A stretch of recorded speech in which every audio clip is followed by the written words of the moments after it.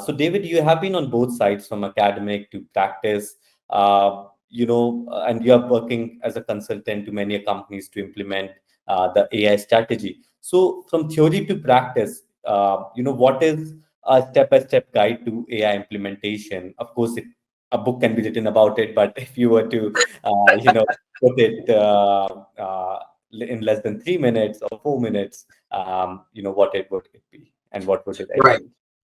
Well, thank you for inviting me, and to those who are listening to the panel.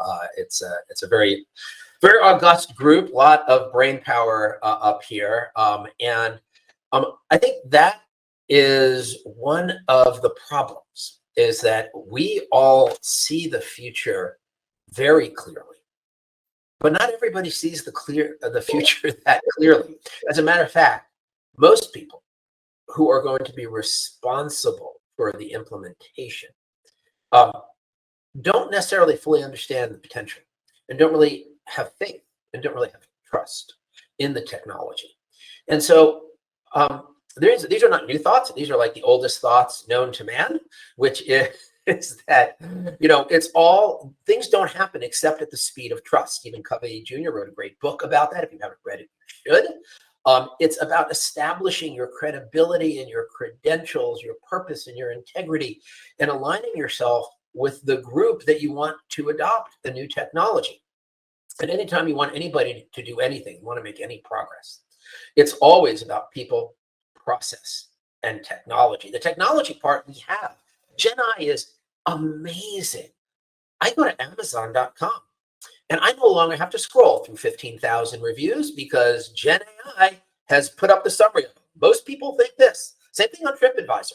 But we were using Gen AI to summarize the content of very many statements, if you will. And we can do that in healthcare. We can do that across medical records. We can do that across the internet, and understand all the information out there, summarize it in a more digestible way.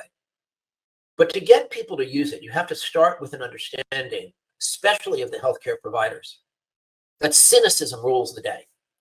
I've been through med school, been a med school professor and a business school professor for decades. And they're very different mindsets. You're taught that you're responsible for that patient's life. Anything that might change what you do must be treated with suspect. Cynicism rules the day.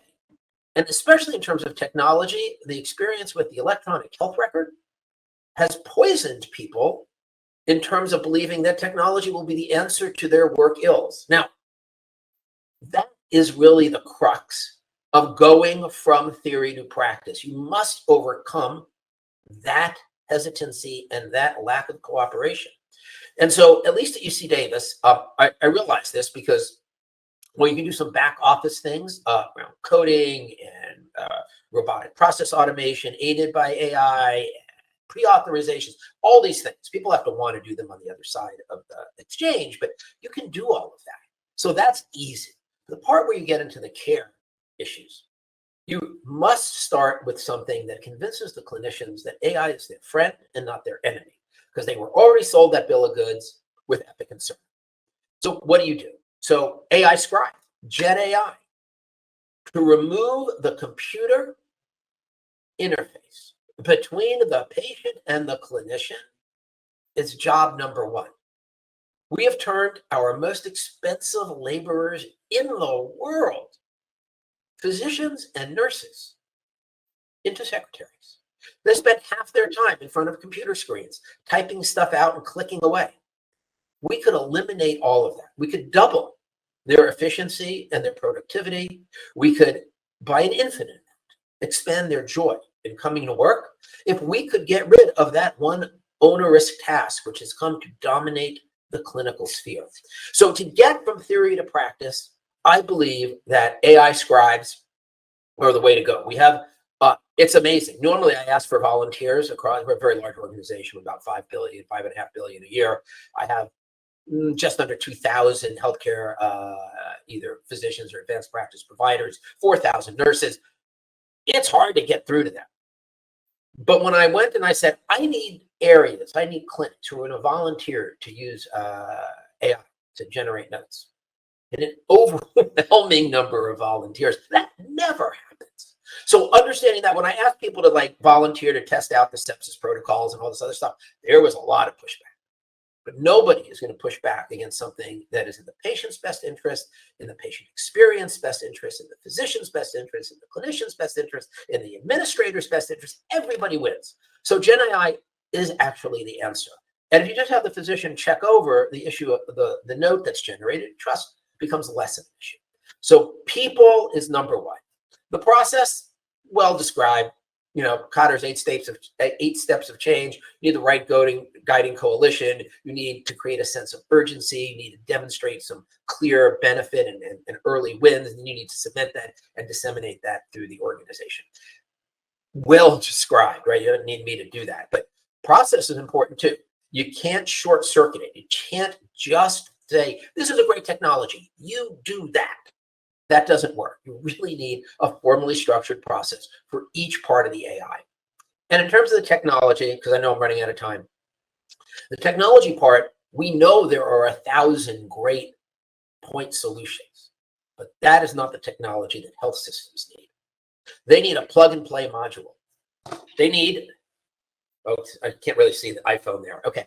They need an iPhone, right? Every time I need an app, it takes me 1 second to download and whoops, it works. It works with my wallet and it works with my in-app purchases. They need a seamless way to scale the application of AI, and the single one greatest solution that doesn't work with all the other solutions or with their data lake and doesn't really enable them to just expend very little energy of activation to get it done. If you don't have that, it won't work in healthcare at this point. That's the thing also that is beyond the people. It's the limited attention span and capabilities of internal IT departments to integrate point solutions. So as you think about how you get there, and we're spending a ton of money on platforms and partnerships in order to do that. So I think that the technology part, that's probably the single most important thing to take home from this, which is we know Gen AI works. We know analytics work. We know computer vision works. We know ambient computers work and computing works, because every time I mention anything in my bedroom, my Alexa that's there comes up with an ad on my Gmail 5 seconds later. We know that works. But how we integrate it into our current operating paradigm is the critical part, and it has to be easy and seamless. I'll stop there and say thank you very much.